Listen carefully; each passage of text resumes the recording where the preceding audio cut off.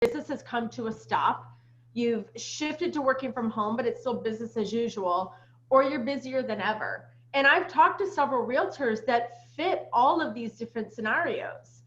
So not everybody has been completely dead. I just talked to one earlier today who said that he had a closing on his house. He had to do a lease back to do the closing. I mean, so he's really, really busy, and he just got a new listing from the internet. So people are still buying houses. People still have to move if they got transferred or something like that. So it doesn't mean that we have to, you know, take our foot off the gas and stop promoting our business. All right. So the ones though that are going to survive this are the ones that pivot. So that's what we want to talk about today, is how can you pivot and shift your business a little bit to help you get your brand out there. So right now your customers need you.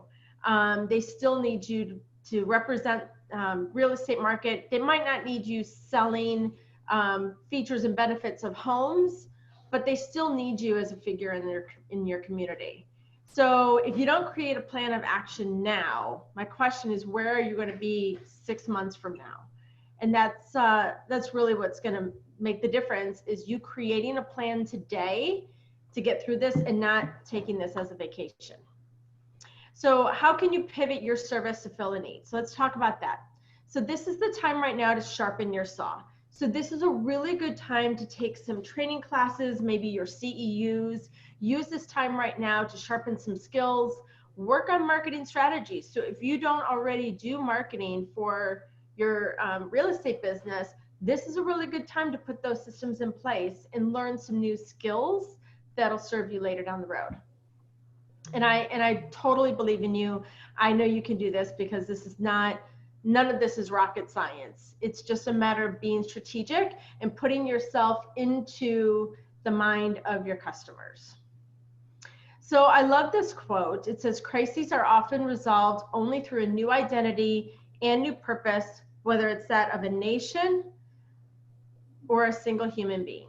So we are going to get through this. This is just a speed bump for many of us. It's a horrible, horrible speed bump, but I think that we're going to get through this. This is not going to last forever. So the first thing I want you to do is take some time right now and get to know yourself a little bit better. You really need to figure out what makes you different than your competition. I don't know if Raquel shared this yet, but I did write a companion guide to go along with this workshop. So if you haven't gotten it, we'll send this to you. I have some exercises in here specifically that'll accompany this. So it's got some homework exercises for you. So the first one is, we want to get to you to get to know yourself a little bit better. And then I want you to know your competition. So when you're looking at yourself versus your competition, I always like to pick about 5 to 8 different competitors that do exactly what I do. And then I look at strengths and weaknesses, and your competition's biggest weakness is your biggest strength. And that's how you'll figure out what makes you different. And then that's what you sell to your customers. Oops, sorry, my phone just rang. That's what's going to make you different to your customers. So it can't be, oh, well, we have the best service, or we always return our phone calls, or we go above and beyond. It has to be something different. Your customers don't want the best, they want what's different. And I'll give you an example. I love donuts, but I can't go to Krispy Kreme or Dunkin' Donuts because I have a food sensitivity. You tell me you have the best gluten-free, dairy-free donut, then you're my customer. So it doesn't matter to me if you claim you have all these awards and you're the best, and I want to know what makes you different than the competition. So go out and figure out what that uniqueness is about you, so that that's what becomes your message to your customers, because that's why they're going to buy from you ultimately. And then I tell you, take that competitive analysis, crumble it up and throw it away. Because so many times people get so caught up in what their competition is doing in more of a competitive, catty, or jealous way. And I don't want you to be that way. I want you to look at your competition in a healthy way to figure out what makes you different, so that you can position that as a selling feature for your customers. So I always like this analogy of these race horses. They're not looking at each other and thinking, wow, that horse has a shinier mane than I do. Or maybe if I had those black blinders, I might run faster. No, they put their blinders on and ignore the competition, and then they just stay in their lane. So my motto has always been, put on your blinders, stay in your lane. I've never deviated from my business practice in 10 years. Good times or bad, and it has served me well. So put on your blinders and stay in your lane. And then when you know all this information, you're going to figure out what makes you different and what makes you unique. And I want you to be that realtor that does something a little bit different than everybody else, than all the other realtors. And there's a lot of competition out there. Why am I going to choose you over someone else? So I want you to really do some soul searching and figure out what that is about you that makes you a little bit different. Okay, and I like this too. A flower doesn't think of competing with the flower next to it, it just blooms. So just put on your blinders and bloom. I'm really big into quotes. All right, so then you'll craft your unique value proposition. And this ties into not only what makes you different, but what is your culture? What is it you stand for? So, and how can you create an experience? Jay Granieri, you're on this call, and I like how you said this morning that you sell the Florida lifestyle. You didn't say I sell houses.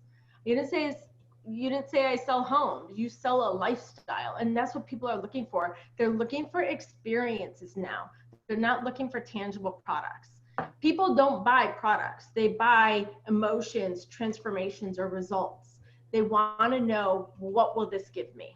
We bought a new house a year ago. We didn't buy it because of the walls and the floors. And in fact, we gutted the house before we moved in. We bought it because we knew that we would have a different environment for our family. So that's what you want to sell. And then when you know what makes you different and you have that unique value proposition, it's going to explain why you're different, but it's also going to show how your product solves your customers' problems. And that's what you want to be, is a solution to them. It's the big idea that's going to position your business. So this is a really key thing, and I don't think enough businesses or business owners take the time to really step back and say, what am I actually providing for my customers? What am I selling? What am I giving them that's going to solve their problems? So that would be a really key exercise to spend some time right now that it's a little bit quieter, and reflect on that. I actually have an entire manifesto that I've written for my agency, and we have it hanging on the wall of our office, because it's about who we stand for, who we fight for, and who we empower in our business. It's nothing about, I do social media for people. It's about our customers. It's not about us. Mm-hmm. Somebody said something that it's like, what keeps them up at night? Yes, and that's what I'm getting into now. Yep. That's your customer. And this, I think, is one of the biggest missteps in businesses, is they don't take the time to get to know their customer. And I mean, really know their customer. I mean, as a realtor, you have home buyers and you have home sellers, but you have more than that. You might have an older couple to downsize their home, and you might have a young family buying their first home. Those are two totally different people. So your messages are going to be different. Your language is different. The images you use is different. But the problem is, we only think that we have one type of customer, so we only deliver one type of message. And we want to get away from that. We want to really get to know your customer. And every business has about 3 to 5 different kinds of customers. Off the top of my head, I can think of 5 right now for realtors. So you want to take each one of them, and I recommend just taking a piece of paper and write them at the top. First-time home buyers, older people downsizing, corporate relocations. So they each have their own message, their own branding strategy, their own places that you're going to market. Because I'm not going to advertise to the older couple downsizing on Instagram, because they're not on Instagram. They're probably on Facebook. So it's really a matter of knowing who they are, and then you find out where they are too. But yeah, not only do we want to know their demographic information, which is how old they are they male or female, what kind of car do they drive, what type of education they have, what's their household income. Yeah, we want to know that stuff, but we want to know, what are their goals? What do they value? What are their challenges and pain points? And like Raquel said, what keeps them up at night? What is their biggest, deepest, darkest concern that you can help solve? And sometimes they don't even know it themselves. Your goal is to figure out what that is, so that when you speak to that in your messages, they think you've read their mind. And that's really your goal. So what happened in their life that led them to search for a solution that your product can solve?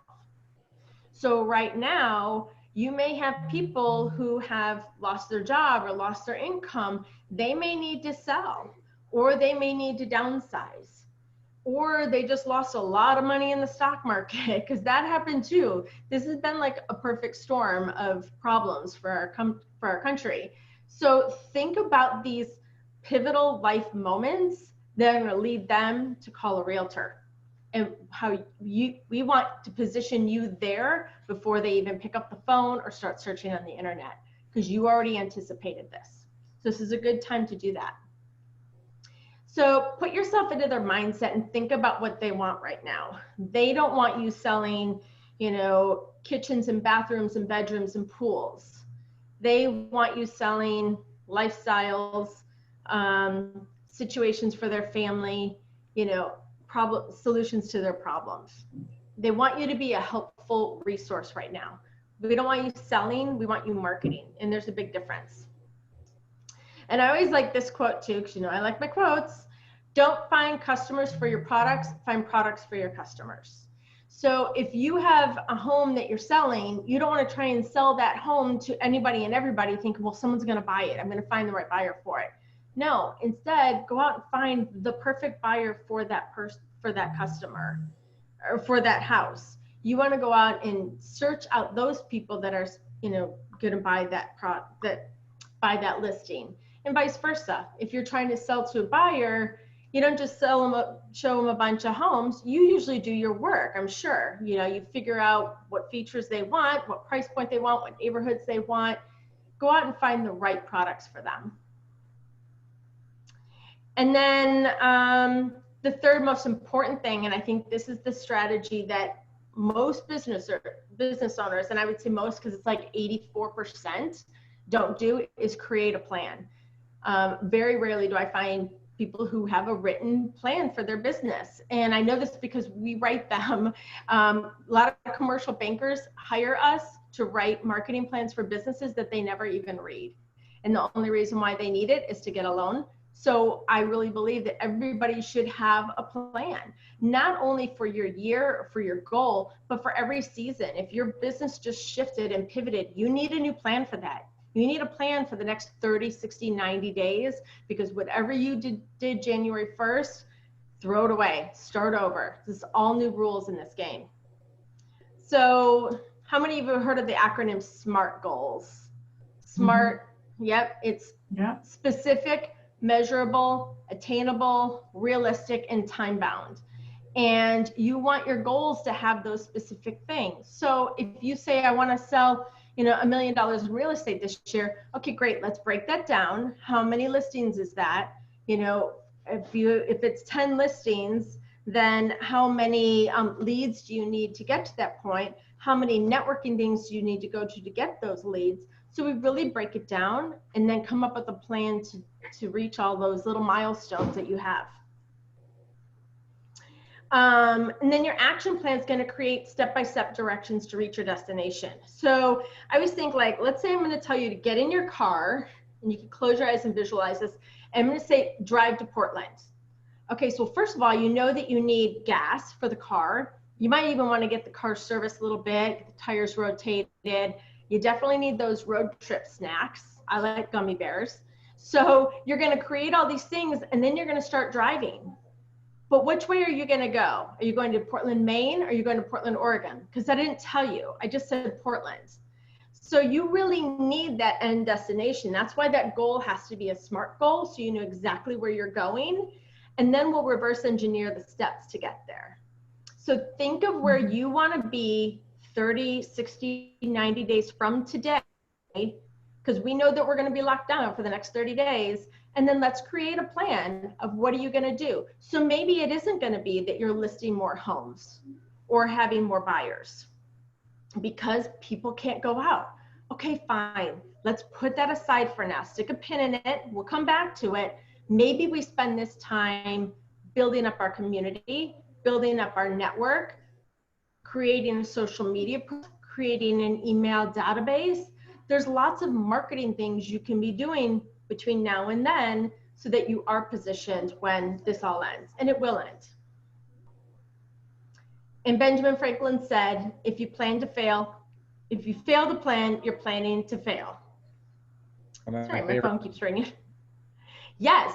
So I always believe you have to have a plan, you know, for everything. It's just one of the geeky things about me, I guess. I write a lot of marketing plans. I used to do acquisitions and mergers. So that just means I wrote marketing plans for distressed businesses.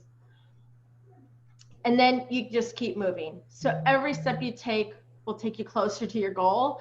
And you might think that doing something as simple as, well, I posted on social media today, but it didn't change my business. No, but if you post it on social media every day, it might change your business. So you have to keep those steps going. And then mapping out your marketing strategies is not going to take you more time. I hate spending time on this. My goal is to give you that time back. So once you know exactly what you're going to do every day, every week, every month, every quarter, it will actually take you less time and less money and be more effective. Because what you're probably doing now is throwing things out there to see if it sticks, and that's wasting time and money. We don't want to do that. Okay, so I do have a free marketing toolkit, but we're going to send you this one instead. So this is the 3 marketing strategies for realtors to thrive in any economy. So we're going to be sending this to you. That's going to walk you through homework exercises I gave you of determining what makes you different, who is your customer, and how to create a plan. And if you didn't do it up until this time, don't beat yourself up. The best time entry was 20 years ago, and the second best time is now. So I also do have some specific things that I thought of that you could be doing, because I have that kind of brain where I'm always thinking of ideas for businesses. So a few things that you can write down, and you may already be doing this. I'm interested to know if you are. But one of them is to start a group on Facebook. So I'm actually going to hop out of this a second and stop sharing my screen. Okay, so I'm interested to know how many of you have a Facebook group page. All right, perfect. So I want to explain a little bit about how the Facebook algorithm works, because we work with all the social media platforms. And January 11th of last year, Mark Zuckerberg said, we will no longer be showing business pages on the news feed. I mean, they make no bones about it that they are not promoting business pages. Facebook was built for and intended for meaningful conversation. Meaningful conversation does not happen on a business page. You know, people just aren't posting. You probably notice engagement has gone down. But what they are promoting, you probably noticed they even have Super Bowl ads for it, is Facebook groups. So what a group is, I always think of, like, if I invited someone over to my house for a party. They're going to pull up to my house. My landscaping's kind of manicured. You know, I have a cute little wreath on my front door. I have a cute little sign and a plant. That's your business page. It's all clean. It's neat. It's tidy. They come through my front door and I've got a party in the backyard. And that's where the party is happening, is in your groups. So my job is to be the hostess and make sure the Wi-Fi's on, the chips are filled, I make some introductions, I got the drinks flowing. I'm the hostess of the party, and that's what a Facebook group is for. And realtors have the best opportunity to do this, to build a community group around a neighborhood, a town, a specific subdivision. You have the control to start that now before someone else snatches that up. And then you can control the conversation. You can even make it a private group where you decide who comes in and who doesn't. You can set rules and say, you know, there's no selling except on Tuesdays or whatever. we started a group in our agency in November that already has about 500 people in it. And I have specific rules. I don't want to be like, you know, bringing down the hammer about the rules, but I don't want anyone to join the group and feel like, oh, this was just a big sales pitch from a bunch of companies. You know, so I try to make sure that we have themed days, like we have Win Wednesdays, so people will tell us a win they had that week. On Friday I do a happy hour where we do a virtual Zoom call because I've got people in my group all over the world. So you could be the hostess of this and build your brand and build your community right now online. Because what are people doing right now? They're all online. They're all on Zoom calls. They're all on social media. You could be in the driver's seat and create that for your neighborhood or for your farm area, for your subdivision, whatever it is. So that's a great idea, Barbara. And we were talking with Jay a while back. Is if you take a building or a neighborhood or something like that, and you post things that are close by this neighborhood that are going on, like when is the bulk pickup, or there is a new restaurant that opened up down the street, and you invite, go to the restaurant and say, okay, I have a group of people that lives close by. Can we get a happy hour 2 for 1 or free drink with a dinner, something? Yes. And you connect. Yep. Yeah. And then they'll remember that you're the hostess of this neighborhood. And another thing you can do too is when you set the rules of who can come in, ask them for their email address or ask them for their physical address, where their home, their business is. And now you can start building out an email database. You can use your group as a lead magnet, and trust me, people will give it to you, because in Maslow's hierarchy of needs, the second highest need is a sense of belonging and community. Right now, people need that belonging in that community more than ever. And now is the perfect time to start building that. And how you start it is you just go on Facebook, create a group, and you can decide if you want it public where anybody can see it, anybody can join it, or private, whether you want to decide who comes in, and then you can set some rules and parameters, and then just start inviting your friends and delivering good content. And then they'll start inviting their friends, and pretty soon they now post the content. You don't have to keep feeding the beast. Your goal is like the party. You're the hostess, make some introductions, let the magic happen. So that would be one big thing that I would recommend for realtors. Vivian, do you have a question? Oh, you're on mute though. I do have a question. Yeah. As a realtor working for a broker, I had 2 pages, and my broker had never actually looked at my pages. And she said, Vivian, you can't have the page as just Vivian Realtor. It has to say Vivian Realtor @ and the name of my realty group. How do you do that with groups so that you're within compliance? I'm not sure, because I guess it would really depend on the agreement that you have with your broker. No, that's a national. I mean, you have the Florida Bar Realtors and the Board of Realtors and the national. But oh, I see what you're Florida saying. for sure says you have to say who you work for on every piece of information that you put out there. So I think I have an answer to that, Vivian. Okay. If you do a Facebook group as yourself as a realtor, then that would be the case. But let's just say I live in Estancia. If I did an Estancia Facebook group, I wouldn't have to put my brokerage, and my Facebook is just my, whatever my Facebook is my Facebook. Right. So if you make the Facebook group a real estate group, then yes, if you make it like, this is my Facebook group, Lori Dubo Realtor, but let's just say I wanted to say Estancia Real Estate, not, Estancia group page.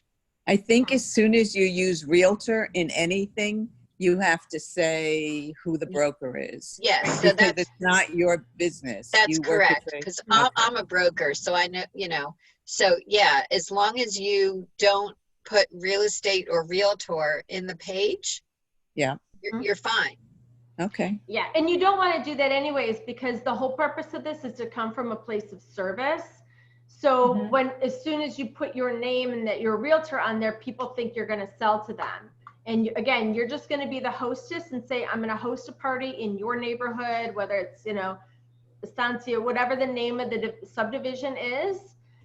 And then they're going to know that you're the one who's running it because it's your group. Your face and name are going to be all over it, but you're not calling it your group. You're calling it their neighborhood.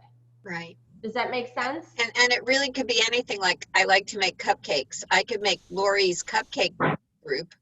Mm-hmm. And I could still, say that I'm a realtor within the group, but it wouldn't be Lori's real estate cupcake group. It would just be Lori's cupcake group. That's so definitely one thing to keep in mind. Forget the word real estate and realty and realtor. And then you should be in line with the requirements. Yes. Compliance, yeah. Yeah. Okay, that was a great idea. Thank you very much, Lori. And a great question, Vivian. Thank you. Thanks for the answer. Yeah. I mean, another thing you want to do too, another idea, and I kind of alluded to this in the creating the group page, was to create an email database. So the reason why we like email is in social media, you don't have control. I mean, the social media platforms control what people see and what they don't. Right now on business pages, only about 5 to 8% of your audience even sees your posts on a business page. You can always post on your personal page, but if you run your business from a personal page, Facebook will shut you down. So all of them have their algorithms. These platforms go down every day. Trust me, it's frustrating to me when we're trying to post for our clients and their platform is down. But email is the only thing you can control. And if it's done correctly and not spammy, you can get a 25 to 30% open rate on your emails. So, I mean, just doing the math alone, you don't have to have a huge database. You just have to have a small but mighty and engaged database. So what ways can you build your email list?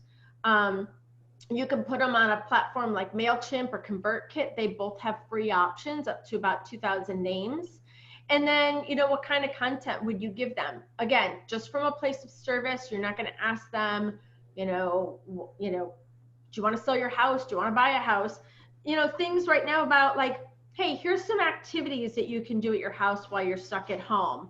You can paint a room, you can do some improvements, you can plant a garden, clean out your garage, spring clean your home, and give those tips about what they can be doing as homeowners stuck at home.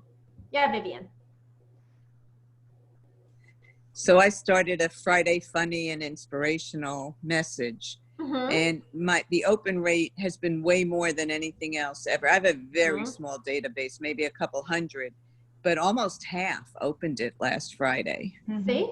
Keep doing it. And I'm not offering anything in that. It's strictly Friday funny. And it's stupid and cheesy, but what else do we have to do? So right. And sometimes that's what they need. Like, think of what your people need right now. They need some levity. They need some, inspiration of things to do. I was watching on Facebook this morning, they had those tasty cooking videos and had all these ingredients. I'm like, yeah, what I would like to see is someone come up with a recipe of what I can do with sardines and artichokes, because that's about all I have left in my pantry. Like, come up with something fun like that, like a cooking with what's left over in your pantry. So, again, just serve. Join Weight Watchers. Join Weight Watchers. They have a possibility. You put in the ingredients you have at home and they give you the recipe. Yeah. Wow, that's cool. So that's there you go. Cool. Yeah. No, you do not need to lose weight. That was not the. No, but you look great. And this is the type of content you can put in your Facebook group. Like, create a challenge. Give us your recipes of food that you have in your pantry right now. And people, trust me, they'll come out of the woodwork and they'll post. And this will be engaging content. So, those are just some things to how can I be of service right now? What do my people need from me right now? They don't need me to sell a home. They need me to create a sense of belonging, a sense of community, and they will remember you for that. When this is over with, they're going to remember you. This is how you build your brand. Your brand is not something you create.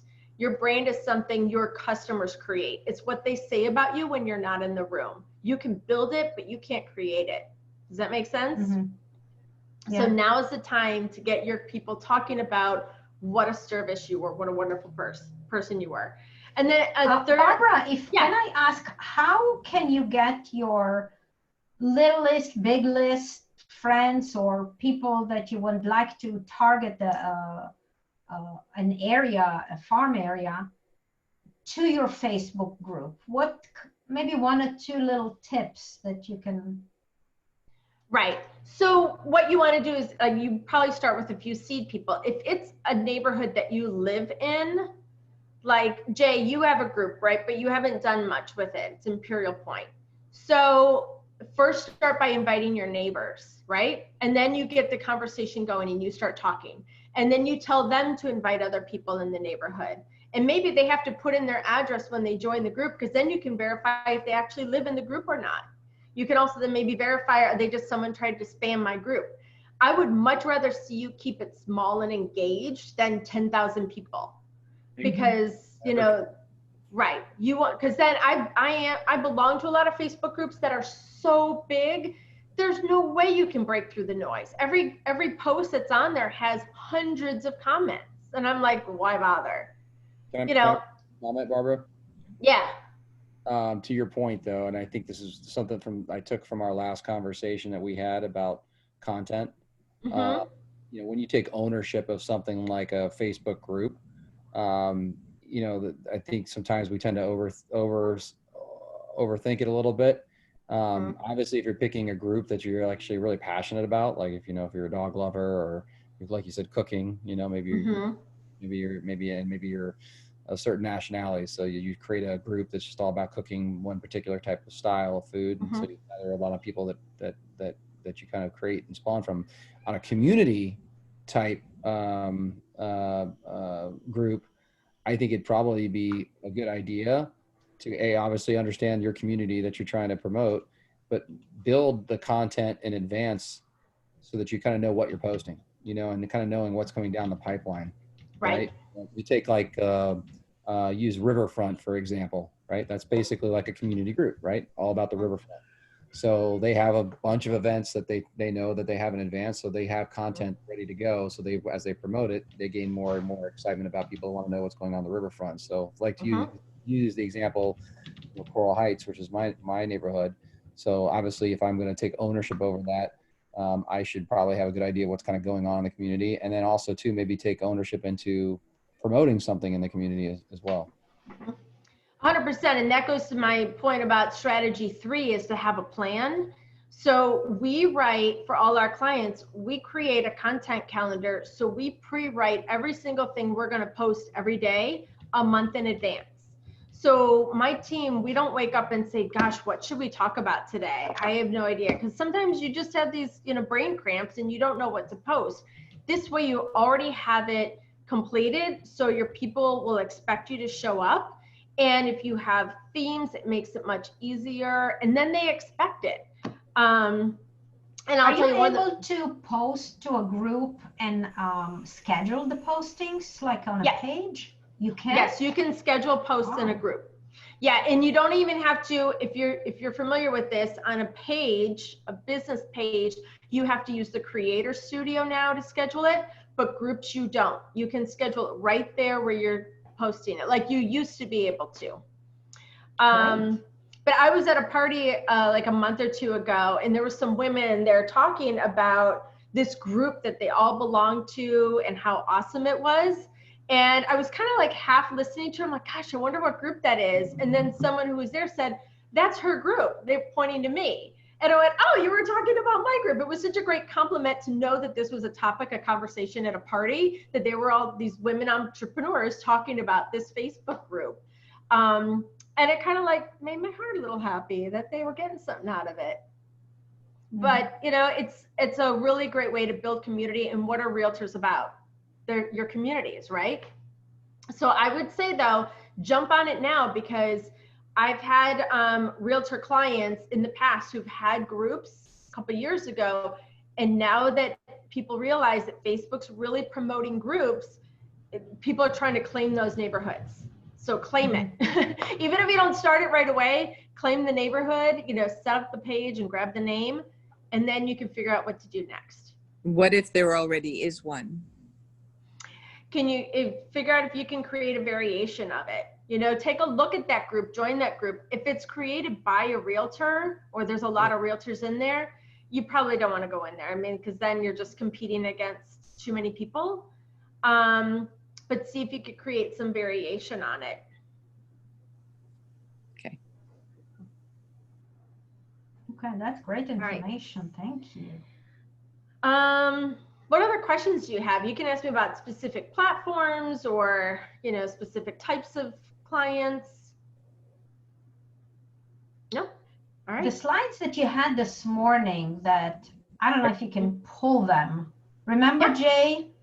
Yeah. There were like 2 or 3 slides that were really ringing in my ear all day long, and but I couldn't put my finger on them. You want the ones about the types of platforms and who's on them? No, I think it was right after that. All right, let's see if I can find those. Hey, Barbara, while you're doing that, I've got a question. Yeah. How much, I always struggle with sort of the amount of posting, right? Yeah. So I don't know if some other people on this call feel the same way too. You know, I second guess myself, you know, if I posted, you know, 5 pictures about my kids and cats, then all of a sudden you know, closing that day, I'm reluctant to post something because I just feel like I'm just over posting. Can you maybe tell people what your thoughts are on that? Well, it depends on the platform. So I would say if it's Facebook, you only want to post once a day. If it's a Facebook group, I only post in my group 3 times a week because I want to encourage my people to initiate conversation. If it's on Instagram, once or twice a day. And I would say if you're using Instagram, you really need to use the stories because there's about 500 million people who just watch stories every day. They're not looking at the news feed. So it's a really great way to get in front of them. Is there a way to do it on both? Like, I don't know, for whatever reason, on the computer, you can post to the story and the news feed for Facebook. But from the phone, you need to do one or the other. Well, on Instagram, it's intended to be a phone app. It's not intended to be a desktop, but you can post a story in Instagram and have it also go to Facebook. But remember too, when you try to post something in one place and have it go multiple places, you're talking to different audiences and you're speaking different languages. So I don't always recommend duplicating your content. It's okay once in a while, but the other thing you have to remember too is people platform hop. So they'll spend their time on their phone looking at Facebook and then they'll go over to Instagram. So if they see the same content from you, they're kind of like, okay, it's the same stuff. But if they see different stuff, then they're thinking you're more engaged. So one thing that I recommend you do is if you do create this content plan, just shift the content around. If I'm going to post something on Monday on Facebook, I'll post it Thursday on Instagram. So you don't have to create twice as much content. You're just writing a little bit differently. Like I would never use 35 hashtags on Facebook. It's just kind of against the Facebook etiquette. But I would want to use as many hashtags as I can on Instagram if they're relevant.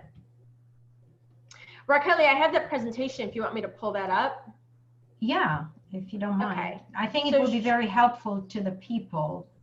If you can scroll down. Okay, can you see it? Yeah. Okay. So yeah, tell me, this was a little bit different. I'll go up, up, up. Oh, down, down, down. I think it's like after this. This is a great, guys, take a screenshot of this. Yeah, let me go back to, this is really interesting. I'm a data junkie. I love looking at analytics. And on most marketers, and you're a marketer, because then if you own a business and you're marketing your business, you're a marketer. They use Facebook followed by Instagram, and then about half the people are using LinkedIn, Twitter, and YouTube. Okay, you got that, Lori? Yep. But what Americans use, Facebook followed by YouTube, LinkedIn, Instagram. So only half of us are using YouTube. but most people are on YouTube, and worldwide, there's more people on YouTube than Facebook. Wow. And If you so go that's down, the key. keep going on those slides. Go back. Build a relationship on Facebook and on Instagram. Yeah. So every social network has a different purpose. And people always ask me, well, why are there so many? So Facebook is all about building relationships and communities. It's where the party's at. So it's really good, mostly for B2C. And again, look, I put it in this group too, create a group. I'm telling you, groups of the future, you got to be on the groups. So Facebook is about connecting with people. It's about the relationship. Instagram is about showing them your culture, your behind the scenes. And Facebook owns Instagram, and they have said, this isn't me making it up, Instagram will be Facebook's new Facebook. So what they're saying is they're putting all their resources into developing Instagram as the platform of choice. And then LinkedIn is about making those connections. People who don't get LinkedIn, I say, if you belong to BNI, if you've ever been to a trade show and you've got a pocket full of business cards, you're going out there and your job is to get your business card in the hands of the people you want to connect with. That's LinkedIn. It's just online. Twitter is all about educating people. So Jay, you asked how many times you should post. Twitter, you need to post multiple times a day because it's scrolling. Think of Twitter as the scrolling news feed at the bottom of CNN or Fox News, whatever news you watch, where it's a scrolling feed, the crawl, that's Twitter, and it's going fast. So if you posted once at 8 a.m., by 2 p.m., it's gone. People aren't going to see it unless they go to your profile. And a lot of people think of Twitter as, they always think, well, it's Donald Trump and it's Kim Kardashian. It's actually one of my favorite platforms because I have customized my Twitter to only see the content I want to see. And I've created lists. So you can set up lists on your Twitter of pages that you follow. So I have a page, just a list just of marketing, a list of social media. I have a list of autism because I'm an autism advocate. And when I click on that list, that's all I see. I don't see, hey, I went to the bathroom or I ate a bagel. They're not on my Twitter feed. I only have, if it doesn't add value to my business or my life, I don't follow it on Twitter. Are we going to be able to learn that from you, how to do that? Yes, Twitter's one of my modules. It is, because I love Twitter. If you're busy or if you have a short attention span, you set up your Twitter and it's going to add so much value. So I love Twitter. YouTube's all about showing them how. So people go to YouTube, one of the first things they type in is how to, right? So anytime you want to know how to do something, you go to YouTube. And it's a great way to humanize your brand because they're going to get to see you. And right now, that's really what people are lacking is the human element of business. We've gotten so used to using stock photography and, emojis and things that are behind the scenes. People want to see you. So if you don't want to be out on camera, get over it because they do want to see you. And also it's great for SEO strategy because Google owns YouTube. So it's the world's largest search engine owned by the second world's largest search engine owned by the world's largest search engine. So, YouTube is huge. And then of course I mentioned getting in their inbox, beat the algorithm and build your email database.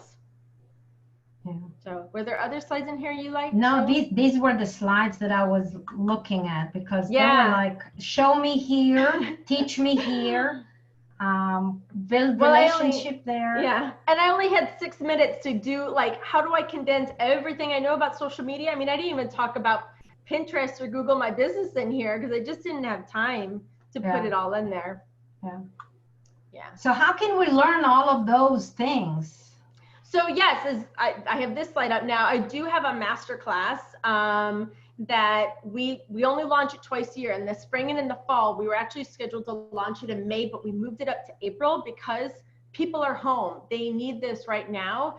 And we teach you all those platforms. We teach you how to do Twitter, how to do Facebook. But before I call it the peas and the mashed potatoes. So everybody wants the yummy stuff, how do I do Instagram? But I make you eat your peas first. You've got to learn how to create your unique value proposition and what makes you different, how to figure out who your customer is. And those little things I talked about, we have like a 100-question questionnaire to get you thinking about who your customer is.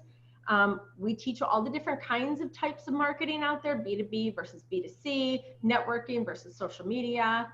And then we help you write a marketing plan. So you Can you walk away tell with us that what roadmap. B2B and B2C is? In I've the never heard course, that. yeah, Oh, B2B is if you're a business to business. gotcha.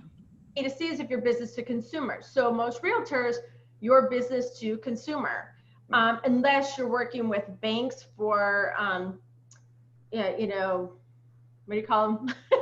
Your realtors. What are the banks? The banks have a foreclosed property they're trying to sell. So yeah, in most cases, realtors are B2C. So we tell you, you don't have to be on all these platforms. You only have to be on the important ones. So if Olivia, you wanna, have a question? Or you just raise your hand? Yeah. Okay. Yeah.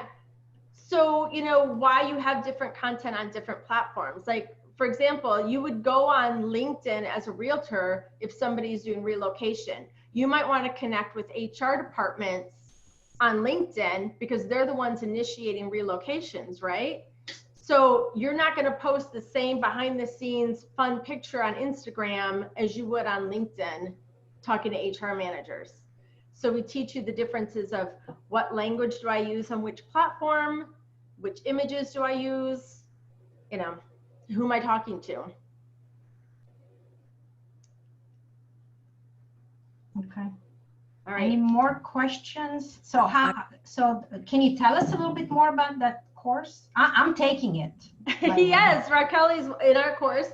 So yeah, and I have, if you go to that marketing plan masterclass.com, I do have a workshop where we walk through the course. So it's all online. It's a digital course. It begins on Monday. So it's 4 modules that you do at your own pace. In each module is about 5 to 10 lessons. Each lesson's only about 10 or 15 minutes long, but you have like a PDF that goes with it, so you can create a whole workbook. And then each week we release another module because we want you to, it's a stacking system. You have to build on these steps so that you truly own it and you empower it and you understand how to market, you know, what you do. So yes, within the group, then we also have a closed Facebook group. It's a private group where you can talk to other students that are in the masterclass, get ideas and tips and strategies that they're doing. I go live in there twice a week to do Q&A. So we kind of break down each module a little bit more because the modules are recorded. You can do them at your own pace. And then we have, on top of those modules, we have 12 how-to videos. So we have a whole video just on how to do a Facebook group, how to do Twitter, how to do email campaigns, how to write blogs. You know, so we have all of those how-tos, and you get lifetime access to this. So if it takes you longer than 4 weeks, you know, take it at your pace. If you want to get it done in the next 30 days while we're on lockdown, sure, you can have it done and have a plan ready to go as soon as they lift the orders. And then because, you know, these social media platforms love to change how they do things, every time they make a change on their platform, we re-record that video and send that out to you. Mm-hmm. So I know that I get things on Facebook ahead of others because I'm a developer. So I get beta tested right now. So right now I'm in beta test of the new Facebook layout. And let me tell you, it is totally different. So I know I have to record this video in the old format, but I'm also going to record it in the new format because in a month, you guys are going to have it and you're going to be lost. And because it took me a while to figure it out. I'm like, where'd everything go? It's totally different layout. So wow. That's coming down the pipe, but that happens all the time. So it's not your fault when you're like, but I was doing it that way and now where did it go? We want to make sure that you guys are in the know. Guys, would you permit me to do a selfie with you on it? Yes, I will stop sharing so you get a selfie of all of us. And you can definitely put the one with the plan. Yeah, put it so we can have that picture. Share your screen. Oh, okay. Do one with your screen. Guys, thank you so much. Yes, thank you. Thank you so much. I know that right now, and there's a lot of people with questions, and I want to make sure that we're that helpful resource, because we come from a place of service in our industry, in our business, and we want to make sure you guys have the answers you need, because when you win, we win. So thank you. we're all gonna Thank get you. through Thank this. you. Guys, what did you think about this? Was it helpful? Yeah? 2 thumbs up? Excellent. And I know that Excellent. Raquel probably has your email, so we'll email you this book so that you I'll can email have it. that. Yeah, Okay, and I then will you can email do your that. homework. Great. Yeah, you need to do your homework before the class, because I need to spend the weekend not cleaning, but doing homework. So And, I have a question. Yeah. Is it that class is free? No, that's No. it's a paid course. Oh, okay, a because paid it course. said free it said free on it, so. For the workshop is free. This the one. workshop, yes. Oh, this one, okay. Yeah. And then we have 2 workshops tomorrow, one at 1 and one at 7. So you can go and attend that workshop that talks about the course itself. And how much is the course? The course is $397 if you attend the webinar, and then we have payment plans as well. And you get lifetime access to all of it. Do you guys want me to ask Barbara to share you guys' email, and then you can send them the information about the course? Are you guys okay, or? I'm okay. All right, I'll Sure. send you one email. Great. I'm not going to spam you, but I'll send you everything about the course. If you want to come to the masterclass tomorrow, to the workshop tomorrow, just to check it out. And there's no obligation. You'll learn some more strategies there. And would it be okay if we guys I'll send you a link, and can you put a little review on what you thought about that class? Because we're going to be doing some more of those. Next week, I'm going to do one with a CPA and a banker about all these rules that are going on. I'm going to be doing one with a divorce attorney. Many of you know that I belong to the National Association of Divorce Professionals, who cater to divorcees, and real estate is usually one of the biggest assets. And especially now in these days, what are people doing? They're climbing on each other. And if they were not good before, it's even getting worse now. I've just been saying how thankful I am my husband's an essential employee, because he leaves every day. Go to work. Yeah, that is really, really cool. So amazing. So guys, any final thoughts, any needs, any questions, any requirements? Are we all good? Very good Thank you. information. Thank you. Thank you. Thank you very much. Best of luck to all of you. Well done. You too. Stay safe. Appreciate it. Thank you, guys. I'm gonna say goodbye for now. This was recorded, so I'm very happy that we recorded it. And we'll send you the recording so you can have a look at it again in case you wanna refer to something that you heard. Thanks, So guys, Raquel. thank you so much. Thank you, Raquel. Thank you. Bye. We love Bye. you. Stay safe. Stay healthy. Stay inside. Staying home. Bye. Yeah. Bye-bye. Bye.